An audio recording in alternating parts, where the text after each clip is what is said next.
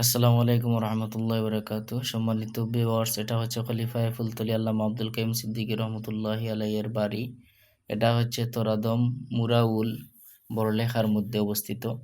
তো এখন আমি যাচ্ছি, এই যে দেখছেন আমার পেছনে উনার আব্দুল কাইয়ুম সিদ্দিকী রহমতুল্লাহ আলাইহির বাড়ি, আর এই হচ্ছে উনার মাজার।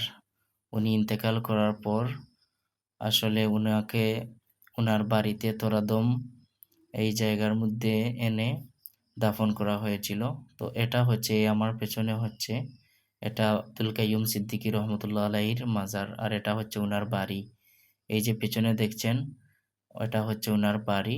আর এই যে দেখছেন প্লাস্টিকের জাল দ্বারা চতুর্দিকে বেড়া দেয়া, আর মধ্যখানে কিছু পাথর আছে আর কিছু খালি জায়গা আছে। এটা হচ্ছে সিদ্দিকী হুজুরের মাজার। এটা হচ্ছে উনার মাজার।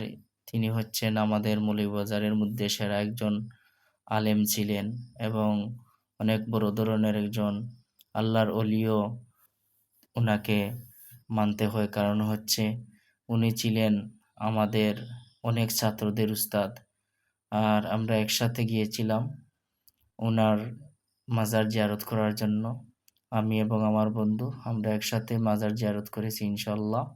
আর এটা হচ্ছে সুন্দরতম একটা জায়গা। আপনারা চাইলে এখানে আসতে পারেন।